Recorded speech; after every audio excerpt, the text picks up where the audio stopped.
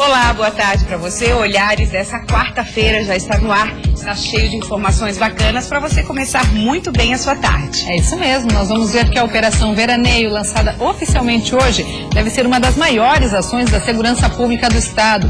Isso porque o número de turistas deve subir 30% nesta temporada. Vamos ver também a história de um morador que se dedica a conservar a estrada da localidade onde ele mora, no interior de Luzerna. Um trabalho voluntário e muito bacana. E vamos passear pelo Natal Felicidade de Lages, que está encantando os moradores e também os visitantes. E se nesse fim de ano você está pensando em mudar o visual, sempre tem, né, Karina? Quero dar uma repaginada, mudar o cabelo, mudar um look, então você não pode perder as dicas que vamos te mostrar hoje, são os cabelos personalizados. E se você é daquelas pessoas que não saem de casa sem antes olhar o horóscopo, então fique com a gente que vamos falar sobre astrologia e da influência dos astros. E tem muito mais a partir de agora aqui no Olhares.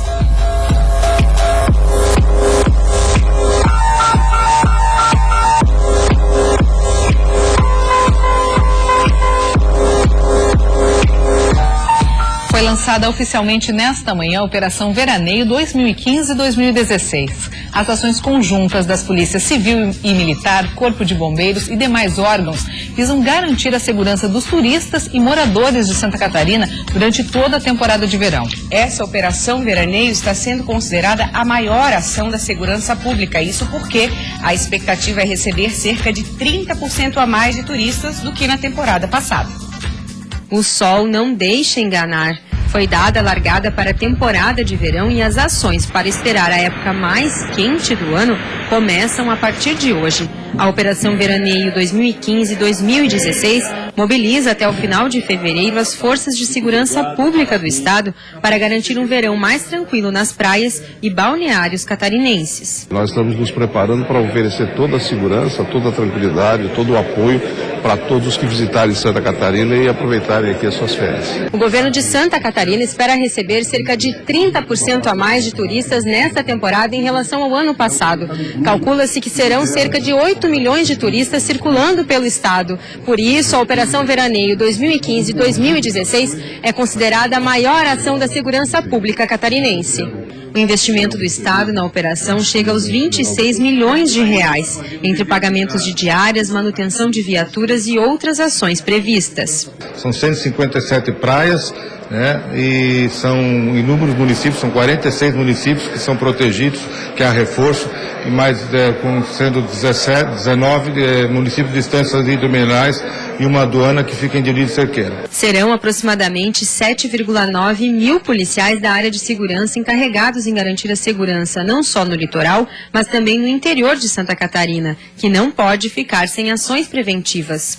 Aposto nas praias, bem visível nas ruas, para que possa gerar toda a sensação e a segurança que o turista e aqueles que aqui vivem querem. Para o Corpo de Bombeiros, a Operação Veraneio se estende ainda mais. Deve seguir até o mês de maio e a expectativa é de que seja ainda melhor do que a do ano passado. Nós estamos bem equipados, nós estamos com mais de 50 embarcações, com mais de 48 quadriciclos, motoaquáticas, viaturas, mais de 1.700 guarda-vidas, em torno de 1.400 guarda-vidas civis, 300 guarda-vidas militares. Entretanto, o Corpo de Bombeiros pede que a população fique atenta e escolha frequentar balneários ou praias que sejam monitorados. Além disso, dobre os cuidados com as crianças, já que as principais ocorrências acontecem com os pequenos. O posto guarda-vidas, ele sempre tem uma bandeira.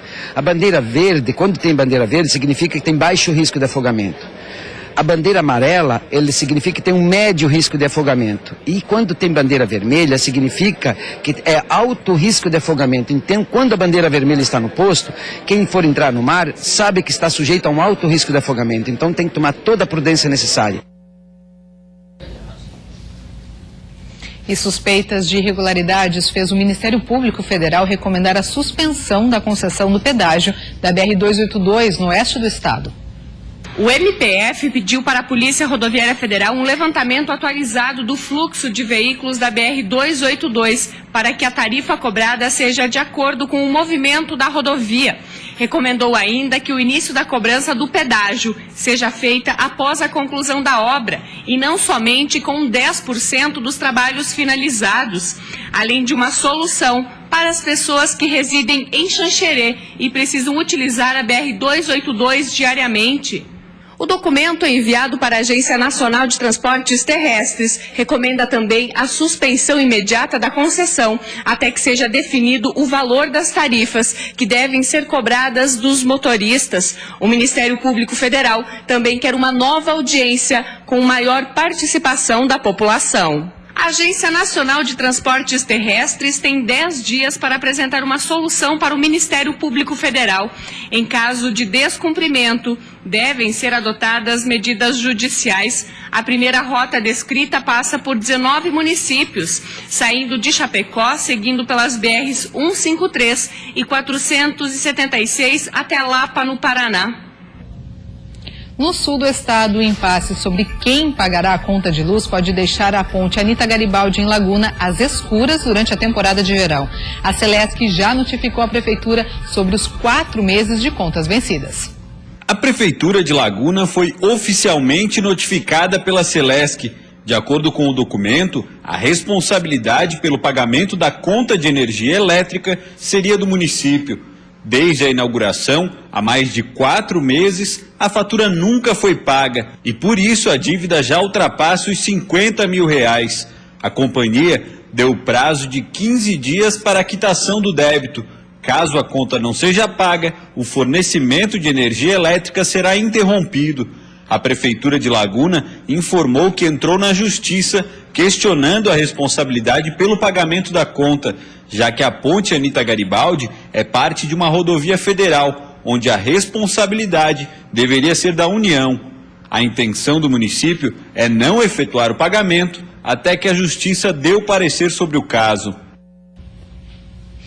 Olha, agora a gente vai falar sobre um assunto que muita gente pensa, mulheres principalmente aí com a chegada do final do ano, quero dar uma mudada no meu visual, quero mudar o tom do meu cabelo, verão chegando, tem muita gente que gosta de ter o cabelo um pouco mais pro dourado.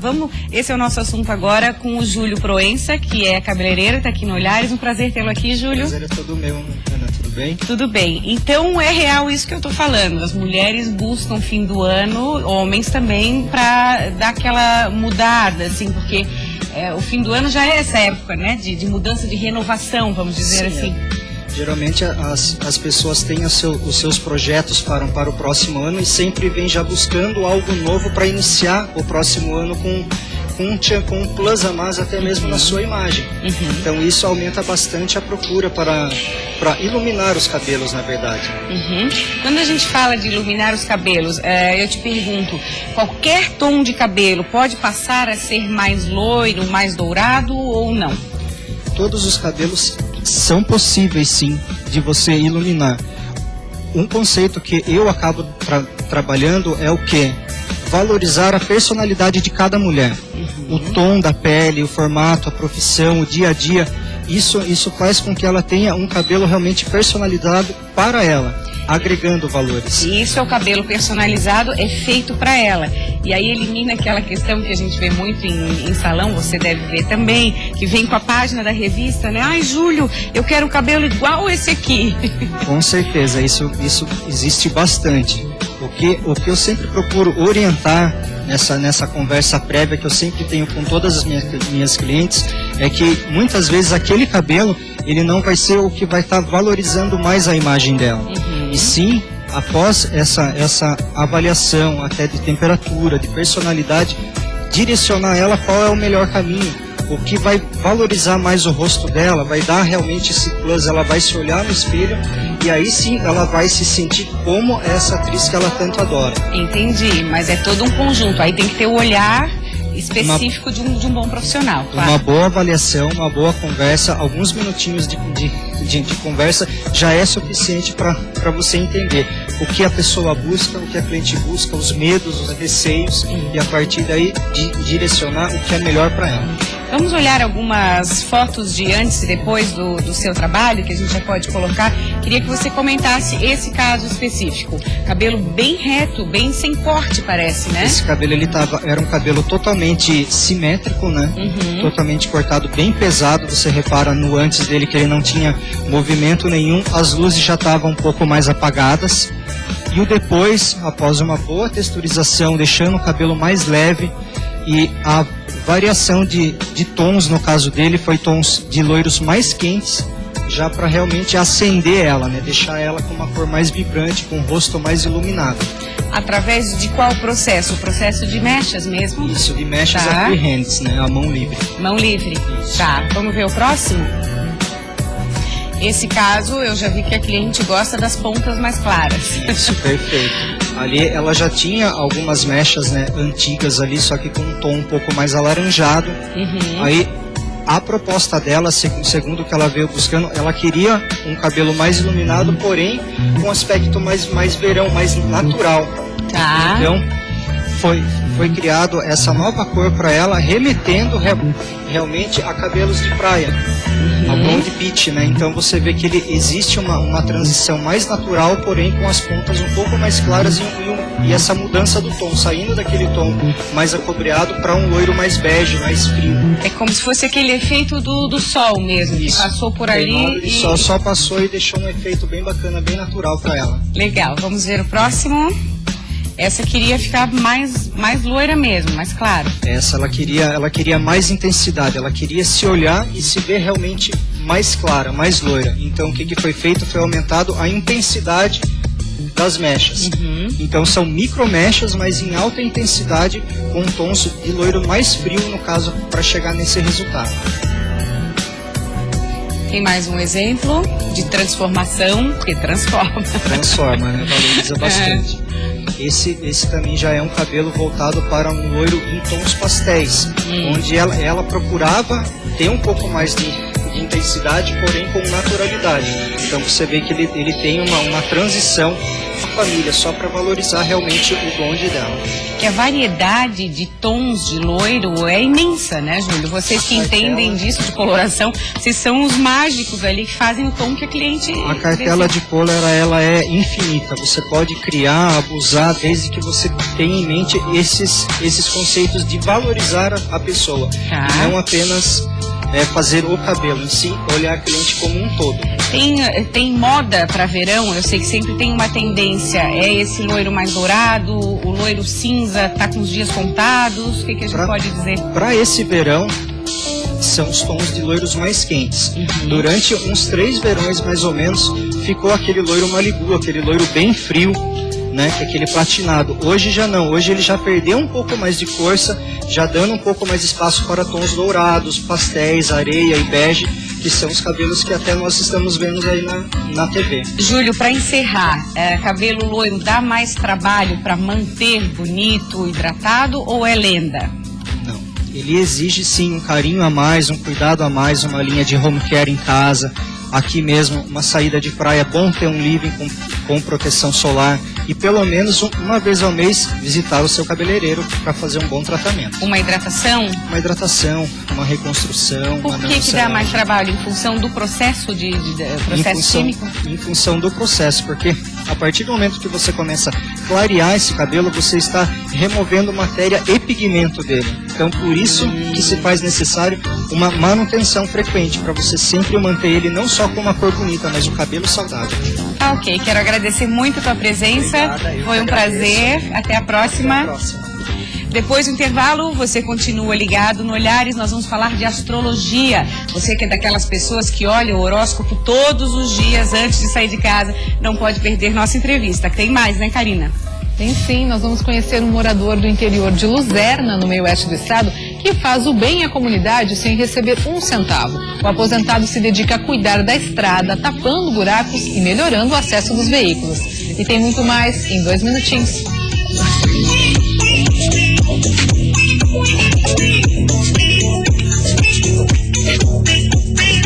1h23, estamos de volta. Vamos falar agora sobre o livro Prosa Quase Poesia. A obra reúne os escritos breves feitos pela autora nos últimos 20 anos, Norma Bruno. Um prazer tê-la aqui com a gente, tudo bem? Prazer é todo meu, Maria Paula. Vamos contar um pouquinho, assim, desse seu envolvimento com as obras, com a escrita, com crônicas.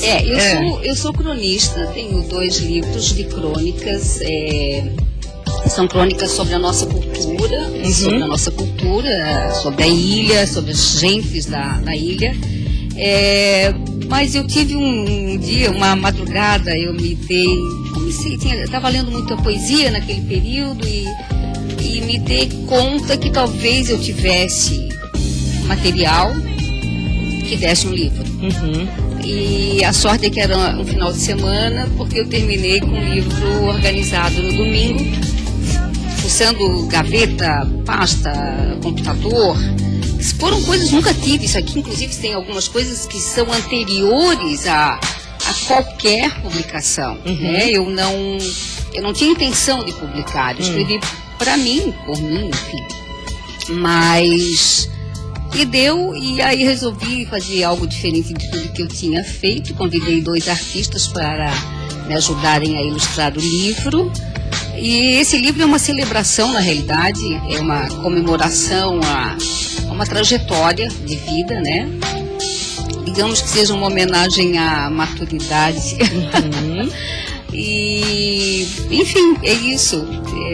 Que processo interessante, assim, que deve ter sido, porque é uma revisita a toda a sua história como cronista. Quando fala em 20 anos de obra, quanta coisa você redescobriu, quanta coisa até colocou de lado na hora de selecionar. E eu olhei isso assim, e fui olhando as coisas e gostei disso. E o livro é muito a minha trajetória.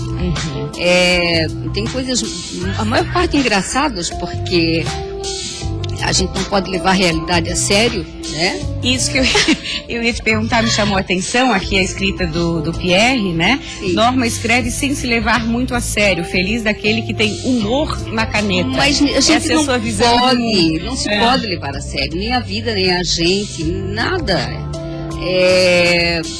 Tem até uma pequena oração ali. Lembra em qual página? Sabe o livro não de cabeça? Sei, mas Aí eu pedi demais, né? não, Deixa que eu seguro pra ti. Mas eu até conto o que aconteceu. Eu estava num momento difícil e comecei a orar e eu estava na época fazendo uma pesquisa sobre o presépio e me veio aquela frase, né, da Nossa Senhora: Senhor, fazei em mim segundo a vossa vontade. Mas imediatamente veio assim: mas vê se capricha, porque Deus é muito radical. Então isso, eu sou assim, isso é natural em mim. Então o nome é Oração Nada Ortodoxa. Achei. Isso, Senhor, fazei em mim segundo a vossa vontade, mas vê se capricha. Por que não? Então é isso, o livro é muito assim, tem umas coisas mais sérias, mais pesadas, mas enfim, é bem despretensioso, não sou poeta, eu tenho um olhar encantado sobre as coisas, sobre as pessoas, mas não sei fazer poesia, não espere de mim nenhuma métrica, nenhuma forma, né? Mas você coloca sua visão, seu olhar, seus sentimentos no papel. Escrevi para mim, escrevi em pedaços de papel, em bordas de livro, enfim, assim, isso aí é bem descompromissado. Tem outra oração aqui, deixa eu ler, vamos ver. Querido Deus, na próxima encarnação eu só aceito virgente se for para saber desenhar ou para tocar algum instrumento. Caso contrário, quero ser árvore, daquelas bem grandes, ou bem te vi, anota aí. Que bacana. Que bacana. Árvore bem grande para compensar. Instrumento, não? Não. Em compensação, escreve super bem. Muito legal. Muito legal. O lançamento do livro amanhã no Badesc. Amanhã, convida a todos na Fundação Cultural Badesc, ali atrás do Teatro Álvares de Carvalho, das 19 às 21 horas. Livro, prosa, quase poesia ou vice-versa? É natural que a gente pergunte sempre quando veio o próximo livro. Tem alguma ideia, Norma? Eu estou compromissada com... Tem 2 pesquisas em andamento, aí é história oral, é outra abordagem. Mas ao longo do tempo eu vou fazendo as anotaçõezinhas e quem sabe sai outro. E tem que compartilhar com o maior número possível de gente, muito legal. Obrigada, quero te dar os parabéns. Obrigada. E obrigada pela tua presença. Obrigada mesmo. Obrigada. Karina? Transformar o local onde vive em um lugar melhor e com uma pequena ação beneficiar outras pessoas. É isso que faz um senhor de 86 anos, morador do interior de Luzerna, no meio-oeste do estado. Voluntariamente, ele ajuda na conservação de 6 quilômetros de estradas na localidade onde mora. Aos 86 anos, o que não falta a seu Gino é vitalidade. E é com uma enxada ou pá que diariamente lá está ele, tapando os buracos da estrada da linha Grafunda, interior de Luzerna. Um trabalho que começou há 3 anos. Uma que eu me exercito, eu tenho que me exercitar. Outra é um bem que eu faço para os outros. Para mim mesmo, nós também temos carro, eu também dirigi carro, quero dirigir ainda. Daí eu me sentia bem quando a estrada estava boa. Cheio de buraco, vai para cá, vai para lá, desvia um, outro. Não é bom. Só fazer marcha, não precisa. Tem brita, tem uma máquina, tem recurso, estrada ruim. Daí eu pensei um pouco, eu vou ajeitar um pouco isso aí. Seu Gino começou arrumando um trecho de aproximadamente 500 metros que fica em frente à casa dele. E hoje já são quase 6 quilômetros conservados por ele, num trabalho que visa transformar o local onde vive num lugar melhor. No início, até mesmo a família duvidava que a ideia fosse surtir efeito. Hoje, o aposentado conquistou a admiração de moradores e de quem passa pelo local. Legal, é interessante porque tem poucas pessoas que se interessam em fazer por vontade própria alguma coisa, né? Já que a prefeitura é difícil vir aqui e ajeitar as coisas, né? Que sempre precária as ruas aqui, né? Seu Gino não recebe nenhum pagamento em dinheiro em troca de sua boa vontade. Mas ele garante, se sente recompensado através da gratidão de quem utiliza o trecho. Fazendo bem, todo mundo fica contente. Enquanto tiver saúde, vai continuar fazendo? Vou continuar, Vou continuar fazendo, até que eu posso trabalhar um pouco, e posso. Senti hoje não sair cedo. Bacana. E para tentar conscientizar os motoristas da importância de respeitar as normas de trânsito, a Polícia Rodoviária Federal da região serrana teve uma ideia ousada. Uma árvore bem diferente foi montada na rodovia e a decoração vem chamando a atenção de quem passa pela BR-282.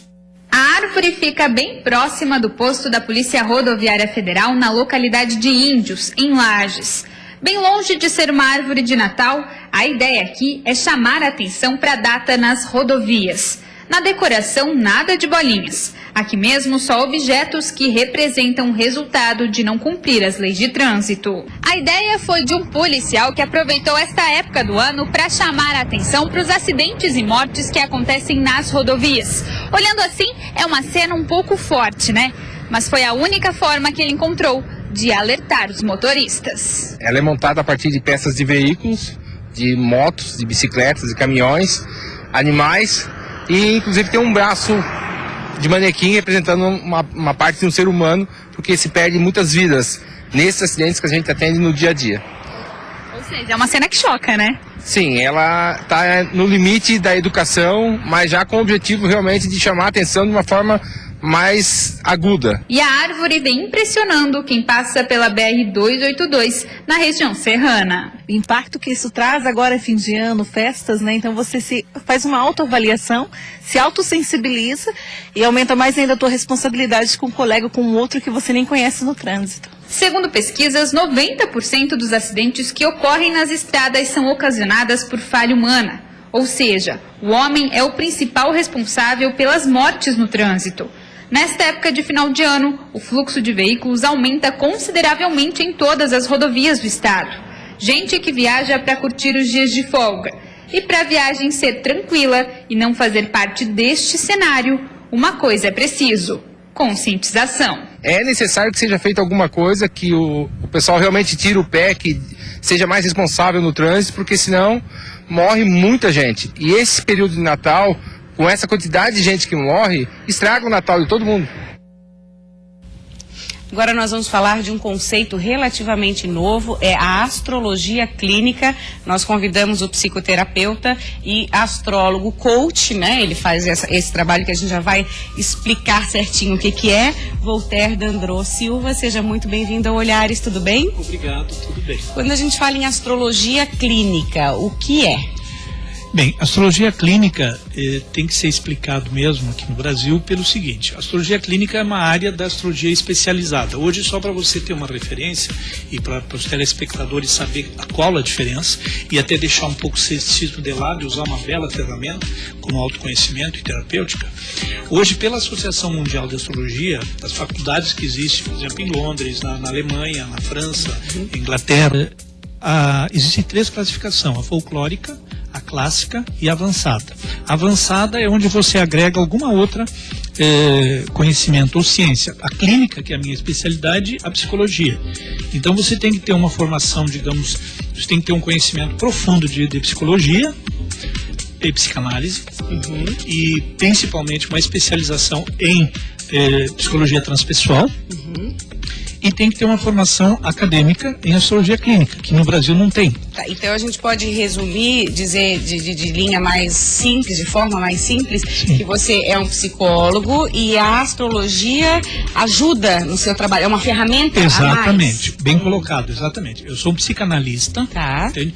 Que usa a astrologia clínica, que é uma parte da astrologia avançada, que estuda só a psique humana, o nosso inconsciente, arquétipos, por isso tem a ver com a astrologia, com a psicologia junguiana, e não freudiana, não que não estou desprezando a astrologia freudiana, mas ela está mais adequada à junguiana, de Jung, né? Então, porque trata de arquétipos, de inconsciente coletivo, né? Então se agrega isso, todo o conhecimento da psicologia junguiana com a astrologia clínica. E você tem um perfil da pessoa, de tudo que ela traz em termos de crenças, herdada pela genética, pela parte cultural da raça humana, pela parte espiritual, entendendo espiritualidade, não religiosidade, e também pela parte do animal que existe dentro de nós. Afinal, ainda nós somos classificados como animais racionais, né? Dos instintos mesmo. Exatamente. Quer dizer, o ser humano, eu falo só para complementar, as pessoas falam em espiritualizar-se. Eu digo que nós temos que primeiro nos humanizar. Seria o quê? O momento que nós, o ser humano, tiver o controle absoluto, entende? A mente do ser humano, que é uma dádiva do ser humano único. Nós somos os únicos seres que têm notícia, que têm capacidade cognitiva, que pode usar o livre-arbítrio, expandir a consciência, né? E fazer as escolhas. Então, no momento que nós tiver o controle absoluto da nossa emoção e do instinto, que é o sentimento sem controle, nós somos humanos. Tá, então vamos passar para a prática, Voltaire. Esse trabalho, falando em astrologia, a gente sempre pensa no mapa astral. Sim. O mapa astral é uma ferramenta? Uma ferramenta excelente, porque veja bem, existe a astrologia clássica que faz uma interpretação que no Brasil 90% dos astrólogos trabalham com astrologia clássica, então ele faz uma leitura do mapa da pessoa, ou seja, do manual dela. Como não tem faculdade no Brasil e por ser um país místico que joga no caldeirão das artes adivinatórias, e a astrologia não é arte adivinatória, porque está fundamentada em matemática, geometria, sincronicidade e estatística. Quer dizer, são as 4 ciências exatas, né? Eu digo que a gente não é evidente, nós somos evidentes. Então, o que se faz? Você usa, digamos, esse mapa, interpretando o mapa da pessoa. Aí a pessoa faz o quê? Umas coisas têm a ver, outras não comigo. E a astrologia clínica avançada é diferente. Você tem que ser igual ao mapa. Então se identifica tudo que existe de bom, como se você fosse um computador. Então cada signo como se fosse um programa.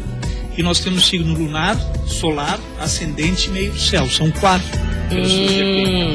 E esses programas, eles têm aplicativos e ferramentas, são características.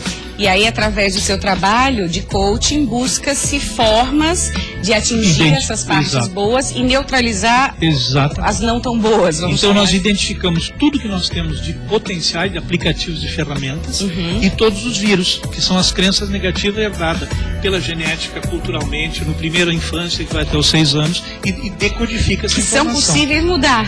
Com certeza, eu acredito 100% na mudança do ser humano. O ser humano é um ser, primeiro, evolutivo e segundo, mutante. Graças a Deus. Então nós nascemos de um jeito cheio de vírus, mas com todos os aplicativos e ferramentas. Mas nós não entendemos ou não acreditamos que nós temos um manual. Nós temos vários manuais. Sim, a astrologia é uma, por exemplo. Nas manchetes do programa eu falei sobre o horóscopo de cada dia, que tem gente que não sai de casa sem ler. Qual é a relação com o horóscopo, então, do seu trabalho? Esse que a gente vê publicado nos jornais, por exemplo? Nenhum. Tá. Não, porque aí, bem rapidinho, entende? O horóscopo, ele foi criado lá na antiguidade, antes da Inquisição. Ele foi criado por um rei muito inteligente, porque os astrólogos só serviam ao rei. Certo. E a corte, se tivesse autorização do rei. Então o rei, muito inteligente, resolveu mandar o emissário do rei toda semana para ler para o povo o horóscopo. Seria o seguinte: Áries, tem que pagar os impostos e tal, não sei o quê, entendeu? Touro, tem que ser isso, aquilo. Então a gente é exatamente isso na história da. Aí, com a Inquisição, botaram fogo em todos os astrólogos. Tá. O que aconteceu? Na Depressão Americana, na década de 20, dois jornalistas, eu não lembro exatamente, mas um dos jornais mais tradicionais dos Estados Unidos, como não tinha depressão, você sabe, foi uma época muito difícil, eles não tinham o que escrever, o povo estava mal, não tinha dinheiro. O que aconteceu? Eles começaram a criar o horóscopo, que é até hoje. Mensagens boas de otimismo e tal, para ver se levantava. Entendi. E até hoje, 90% dos horóscopos são feitos mais ou menos assim. Assim. Então, essa astrologia que nós conversamos, que é o seu trabalho, tem muito a ver como uma ferramenta de autoconhecimento. E quando a gente está agora próximo do fim do ano, as pessoas ficam muito mais abertas nesse sentido de evolução, de serem pessoas melhores. É por aí, então. É por aí. Inclusive, nós temos que pensar o seguinte: os astros não influenciam, eles apenas indicam. E não existe determinação. Tudo de bom que se vê no mapa são probabilidades que tu tem se você quiser que aconteça. Tudo de ruim, se você deixar, provavelmente. Mas por quê? Porque existe uma característica, tudo tem ciclos, entendeu? Eu volto a dizer, não é adivinhação. Entende? São ciclos. Sim. Nós temos períodos que nós temos tendência, pelo tipo de personalidade característica, nós ter determinado comportamento. Tá, ok. Voltaire, quero agradecer muito a tua presença. É o tipo de assunto que a gente ficaria conversando o programa inteiro. Com certeza. Eu fico à disposição a hora que você quiser. Não tem problema. Vai ser convidado a voltar. Combinado. Obrigada. Ok, obrigado, eu que te agradeço. A seguir, gente, nós vamos saber mais sobre a peça teatral que conta um pouco sobre a história da rainha do rádio numa época muito interessante do Brasil. E tem mais, né, Karina? Tem sim, vamos passear pelo Natal Felicidade de Lages, que vem encantando moradores e turistas. É depois do intervalo, a gente volta já já.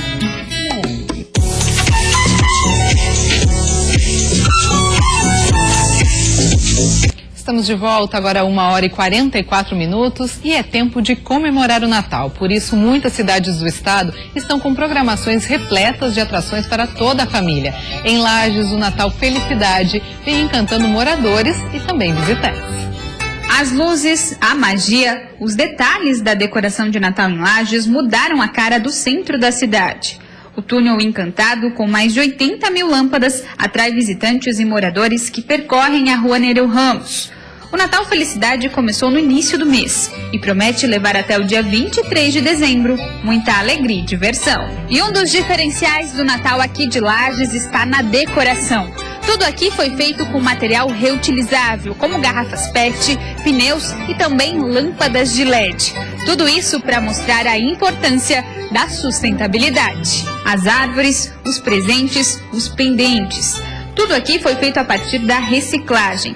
Um trabalho manual que trouxe ao público um resultado que surpreendeu. Um posicionamento que a gente busca fazer um evento ecologicamente correto, usando materiais alternativos que iriam para os lixões, adequando, fazendo elementos de decoração, usando LED que gasta infinitamente menos que as lâmpadas convencionais. E agora, essa neutralização do carbono é um posicionamento que o Natal Felicidade tem, buscando realmente trabalhar com a sustentabilidade. Com várias atrações que divertem e encantam, o Natal Felicidade promete trazer a Lages mais de 500 mil de pessoas. Eu adoro, eu acho maravilhoso. É muito bonito mesmo.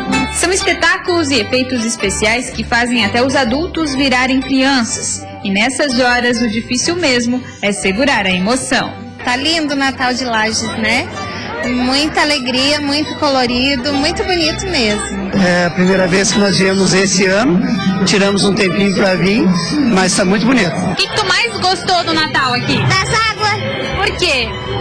Porque elas são legais. E claro que falando de Natal, o bom velhinho não pode faltar. E aqui ele tem uma casa especial para aguardar os visitantes. Além de distribuir presentes, o Papai Noel também dá conselhos e muito carinho. São gestos simples, mas que para muitas crianças fazem a diferença. Daí tu deixa a janela da casa aberta, Papai Noel entra e leva a tua moto. Hã? Tu espera? Tá bom? Tá. Então um abração de novo.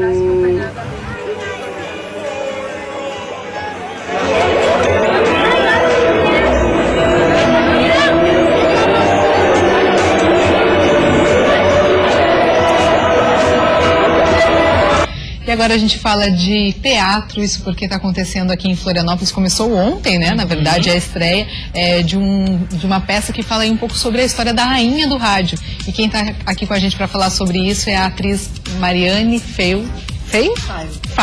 Seja bem-vinda, Mariane. Obrigada. Tudo bem? Bem-vinda. Obrigada pelo espaço, tá? Obrigada pelo espaço, tem que falar o microfone. A história da Rainha do Rádio conta um pouco sobre a Adelaide Fontana, que foi uma grande radialista aí do Brasil. Ela na verdade, Adelaide Fontana é uma ficção, ela não é uma verdadeira, entende?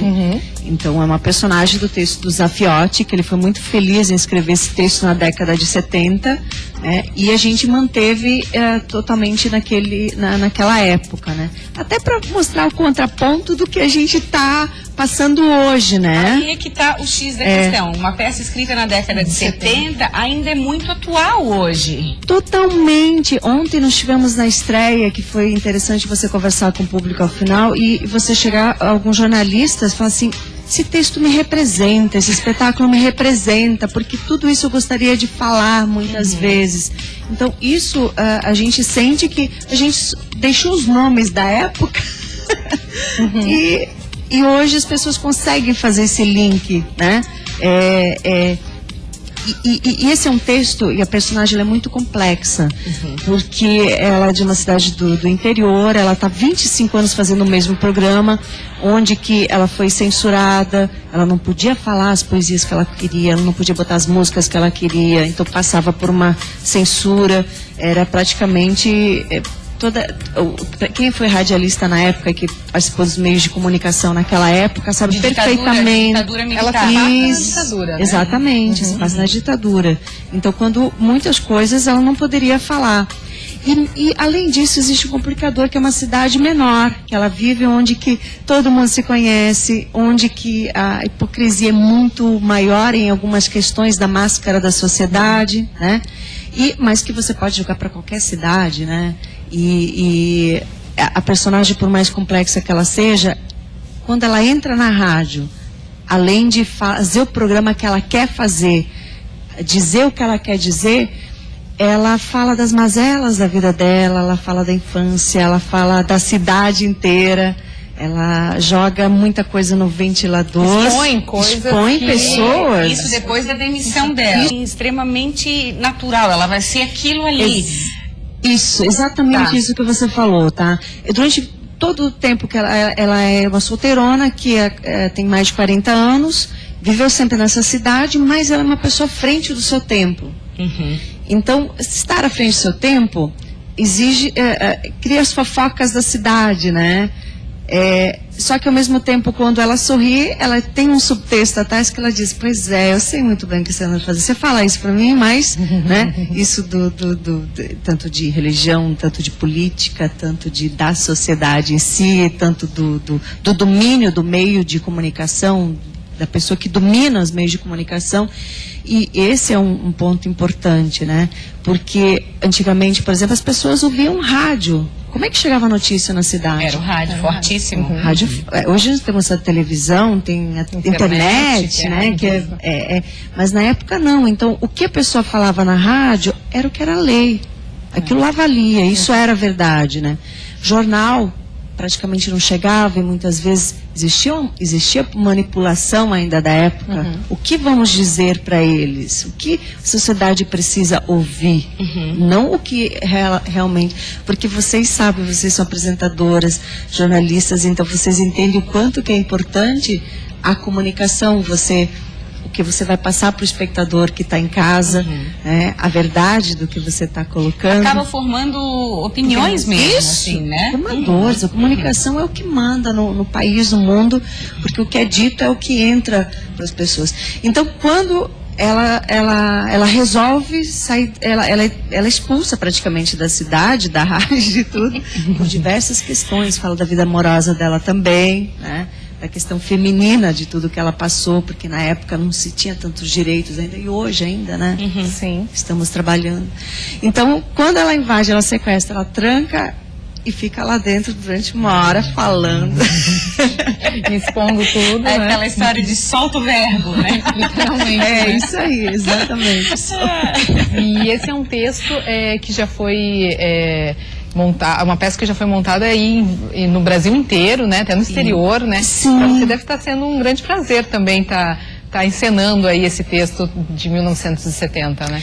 Olha, para mim é um presente de Deus, assim mesmo, posso dizer, de eu ter encontrado esse texto, ter lido esse texto e ter me encantado. Essa montagem aconteceu até em cinema, né? O Guarnieri, quando ele montou com a Cleide Iaconis, né? E foi censurado, esse texto ele foi censurado. Ele foi cortado, grande parte da questão política mesmo foi totalmente cortada, né? Então já teve diversas montagens, São Paulo tem uma, e cada um faz a sua adaptação, né? Nós resolvemos trabalhar com o que existia na época para buscar esse contraponto, mas pessoas vão encontrar algo muito atual, vão se identificar. Muitas pessoas me ligaram hoje, Mari, desculpa, não te cumprimentei no final, mas eu saí chorando porque mexeu muito comigo. E ao mesmo tempo, poxa, eu tive vontade de rir em determinado momento, mas que bacana. então mexe com a emoção do público.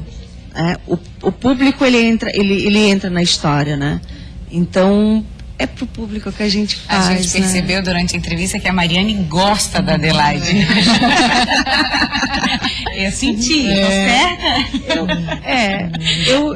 Criou um apego, né? Acho que a Mariane admira a Adelaide. Exatamente, porque eu acho que ela tem muita coisa que eu não sou. Quer dizer, ela praticamente tem muita coisa que eu não sou, né? E isso acho que é o legal e o desafio da artista. Primeiro que é um monólogo, é muito texto, muito Quanto preparo. tempo de espetáculo? É 1h08. Bastante. 1h08, 1h10, tá você dentro. sozinha no palco. Sozinha no palco. Claro que a gente teve um trabalho, a gente conta com o Irani, que fez a iluminação, que tá linda, que é um profissional já de anos, o Beirão, que fez o figurino, o Gil Guzzo, que fez a direção de direção geral, a Tainá, que fez a preparação, direção de elenco. Então a gente tem a Liana, que está fazendo assessoria de imprensa. Nós estamos rodeados de uma equipe boa, né? Então, e quem quiser conferir a peça tem hoje ainda e no Teatro da Ubro, né? Isso. Aqui em Florianópolis. Tem ingresso ainda? Dá tempo? Tem ingresso, tá? Tem ingresso ainda. Dá tempo. A gente vai abrir bilheteria 2 horas antes do espetáculo. É às 20 horas. Saiam antes de casa para não ter problema no trânsito. Combinado. Né? Tem que encerrar, Mariane. Pena. Obrigada, viu? Obrigada também. Novo espetáculo. Espero vocês. Obrigada, sucesso. Obrigada. E a gente vai ficando por aí, vem aí agora o quadro Divulgação. Uma ótima tarde pra você. Amanhã tem mais Olhares, até lá. Tchau, tchau.